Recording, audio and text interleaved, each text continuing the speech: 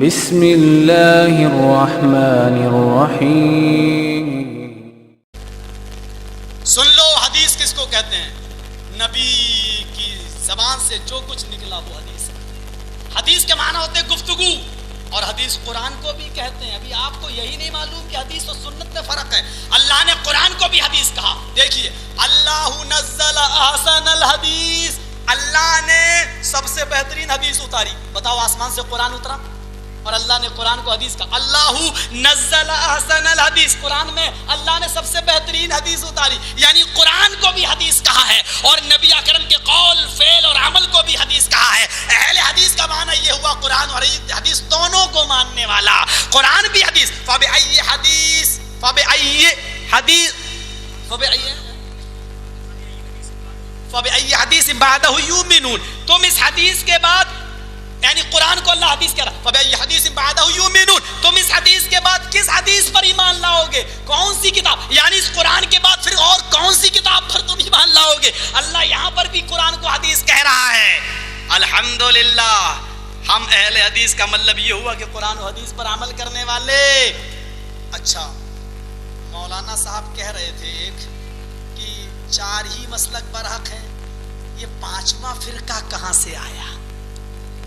آج بیٹا باپ سے پوچھتا ہے کہ ابا آپ مجھ سے پہلے پیدا کیسے ہو گئے؟ یہ عجیب مسئلہ ہے، ہماری سمجھ میں نہیں آتا کہ بیٹا باپ سے پوچھ رہا ہے کہ ابا آپ ہم سے پہلے پیدا کیسے ہو گئے؟ ارے باپ پہلے ہی نہ پیدا ہوگا۔ وہی مسئلہ ان کے سامنے ہے۔ امام ابو حنیفہ رحمت اللہ علیہ پیدا ہوئے سن 80 ہجری میں۔ کل کے مسئلے کا سوال جواب بھی سن لو۔ سن 80 ہجری میں امام ابو حنیفہ کا انتقال ہوا ہے سن 150 ہجری میں۔ امام کل کتنے سال زندہ رہے؟ 70 سال۔ امام ابو حنیفہ پیدا ہوئے سن 80 ہجری میں، وفات ہوئی ہے 150 ہجری میں، کل 70 سال۔ امام مالک پیدا ہوئے سن 90 ہجری میں، اور وفات ان کا انتقال ہوا سن 179 ہجری میں، کل 89 سال زندہ رہے۔ امام شافعی پیدا ہوئے سن 150 ہجری میں، اور انتقال ان کا ہوا سن 204 ہجری میں، 54 ایئرز زندہ رہے، 54 سال۔ امام احمد ابن حنبل پیدا ہوئے سن 164 ہجری میں، ان کا انتقال ہوا 261 ہجری میں، کل 77 سال یہ زندہ رہے۔ ابو حنیفہ رحمت اللہ علیہ 80 ہجری میں، یعنی 70 سال کے بعد پیدا ہوئے۔ یہ بتاؤ، نبی اکرم کے 70 سال تک کوئی امام پیدا نہیں ہوا تھا، یہ لوگ کس کو ماننے والے تھے؟ کس کتاب کو مانتے تھے؟ چلو، ابو حنیفہ کے آنے کے بعد ہدایت الرے-مختار، حالانکہ وہ بھی 600 سال کے بعد چلی ہے، وہ چھوڑ دیجیے آپ۔ ابو حنیفہ جب تک پیدا نہیں ہوئے تب تک لوگ کس کو مانتے تھے؟ قرآن کو مانتے تھے، حدیث کو مانتے تھے۔ امام شافعی کے بعد شافعی کو مانے تو 80 سال تک، 70 سال تک جب تک کسی کو لوگ کوئی امام نہیں تھا، یہ لوگ کس کتاب کو مانتے تھے؟ قرآن کو۔ اور کس شریعت کو مانتے تھے؟ شریعت محمد کو، یعنی قرآن و حدیث کو، یعنی قرآن حدیث والے نبی کے زمانے ہی میں تھے۔ اس کا مطلب یہ ہوا کہ یہ ایک فرقہ، ایک جماعت نبی کے زمانے میں تھی۔ اور حنفی کب آئے؟ ابو حنیفہ کے بعد۔ شافعی کب آئے؟ امام شافعی کے بعد۔ مالکی کب آئے؟ امام مالک کے بعد۔ حنبلی کب آئے؟ امام احمد ابن حنبل کے بعد۔ یہ چاروں بیٹے باپ سے پوچھ رہے ہیں کہ تم مجھ سے پہلے پیدا کیسے ہو گئے ہو؟ یعنی قرآن و حدیث والے سے پوچھ رہے ہیں، یہ تم ہم سے پہلے کہاں سے آ گئے ہو؟ ارے ہو تو اولاد میری ہی، یہ ضروری نہیں کہ اولادیں سب نیک ہی نکل جائیں، کوئی ناکارہ بھی نکلتی ہے۔ یہ کوئی ضروری نہیں ہے کہ سب شریف ہی نکل جائیں۔ میرے بھائیوں، اولاد میری مجھ سے پوچھ رہی ہے، میری بلی مجھے کو میاؤں، الٹا چور کوتوال سے پوچھے اے چوری کیوں کی؟ یہ عجیب مسئلہ ہے۔ سن لو، قرآن و حدیث والے پہلے ہی سے تھے۔ یہ تم بتاؤ کہ تمہارا وجود کب آیا؟ اور ایک مسئلہ تم مجھے بتا دو، جاؤ قیامت تک تمہاری غلامی کروں گا۔ چاروں اماموں میں سے کسی ایک امام کی تقلید فرض ہو یا واجب، جو بھی تم کہہ لو، اگر چاروں اماموں میں سے کسی ایک کو ماننا ضروری ہے اور اس کے بغیر جنت میں نہیں جا سکتے، تو مجھے صرف اتنا مسئلہ بتا دو کہ امام اعظم ابو حنیفہ رحمت اللہ علیہ کے باپ کس امام کو مانتے تھے، وہ جنتی ہیں یا نہیں؟ اب آپ کہو کہ امام اعظم ابو حنیفہ کے باپ بھی جب چاروں میں سے کسی کو ایک امام کو ماننا ضروری ہے تو ابو حنیفہ رحمۃ اللہ علیہ کے باپ کس کو مانتے تھے؟ نہیں، امام ابو حنیفہ. ارے ابھی ابو حنیفہ تو پیدا ہی نہیں ہوئے ہیں، یہ امام صاحب تو آئے ہی نہیں ہے، وہ کس کو مانتے تھے؟ سب چاروں امام تو تھے ہی نہیں، تو اس وقت جو امام تھا اس کو مانتے تھے. اچھا اس وقت جو امام تھا تو پھر 5 امام ہونا چاہیے نا، تو 4 ہی کیسے رہ گئے؟ پھر جس کو تمہارے امام کا باپ بھی اپنا امام مانے اس کو تم نے کیوں چھوڑا؟ اور تقلید چاروں اماموں میں سے کسی ایک کی کرنا ضروری ہے، تو امام مالک، امام ابو حنیفہ رحمۃ اللہ علیہ کے باپ کے بارے میں تمہارا خیال کیا ہے؟ اگر یہ صرف قرآن و حدیث کو مانتے تھے تو صرف تم کیوں نہیں مانتے ہو قرآن و حدیث کو؟ پھر وہی کہوں گا، کہیں پھنس نہ جانا، سنبھل کے قدم رکھنا، بہت کانٹے دار جھاڑی ہے. آئیے دل چاہتا ہے ایک حدیث اور پڑھ دوں. تم کہتے ہو میں امام کی نہیں مانتا ہوں، ایک حدیث اور پڑھ دوں، بڑے پیار سے تم کو بتا دیتا ہوں. بات بہت اچھی ہے، جلدی جلدی میں بتاؤں گا، آپ گستاخی معاف کرنا، ٹائم بہت تیزی سے گزر رہا ہے.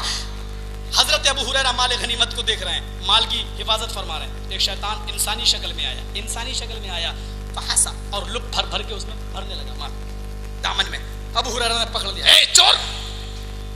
کہا میرے بچے بھوکے مر رہے تھے، میں نہیں، مجھے چھوڑ دو، اب نہیں آؤں گا. صحیح بتا رہا ہے کہ ہاں چلو ٹھیک آج جاؤ، ٹھیک ہے، مسلم کی حدیث ہے، ٹھیک ہے چھوڑ دیا اس کو.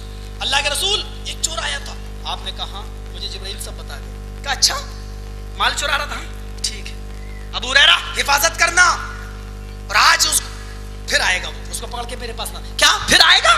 کہاں وہ پھر آئے گا؟ ابو ہریرہ فرماتے ہیں کہ وہ اتنی رات میں نہیں، دیر میں آیا اور میں جاگ رہا تھا، مجھے یقین تھا کہ وہ آئے گا، کیونکہ اللہ کے رسول نے کہا ہے. رسول کی بات پر کتنا یقین. اور آج رسول کی بات دیکھیں گے میرے بزرگ سے اجازت ملی ہے یا نہیں ملی ہے. رسول کی بات پرکھیں گے، میرے امام نے، میرے بزرگ نے کہا یا نہیں. پرکھو، قیامت کے دن بھی اللہ کا رسول پرکھے گا، دیکھیں یہ میری بات مانتا تھا یا نہیں، تب جنت جہنم کا فیصلہ ہوگا، اتنی آسانی سے نہیں. دوسری رات میں پھر آیا، ابو ہریرہ نے پکڑ لیا، آج تو نہیں چھوڑوں گا، چل اللہ کے رسول کے پاس. میری بیوی میرے بچے بھوکے مر رہے تھے، میں کیا کروں، مجبور تھا. بہت منت ضمانت کی، وعدے کیے، قسمیں کھائی، اب نہیں آؤں گا، نہیں آؤں گا، نہیں آؤں گا، ضد کی. ابو ہریرہ فرماتے ہیں اچھا ٹھیک ہے آج میں چھوڑ دیتا ہوں، لیکن کل نہیں آنا. کہا ٹھیک ہے اب نہیں آؤں گا، چھوڑ دیا. دوسرے دن بھی اللہ کے رسول کو پورا واقعہ بتایا. اللہ کے نبی نے کہا ٹھیک کیا، لیکن چھوڑنا نہیں چاہیے تھا. کہا کیوں؟ بہت منت ضمانت کر رہا تھا. ہاں آپ نے فرمایا ابو ہریرہ وہ آج پھر آئے گا. کہا کیا؟ کہا آج وہ پھر آئے گا. تیسری رات میں پھر آیا، آج تو میں چھوڑوں گا نہیں، چل. کہا ابو ہریرہ مجھے چھوڑ دو، تم نہیں جانتے ہو میں کتنا پریشان ہوں. 3 دن سے برابر آ رہا ہے، کہہ رہا پریشان ہوں، چلو آج میں لے کے چلتا ہوں.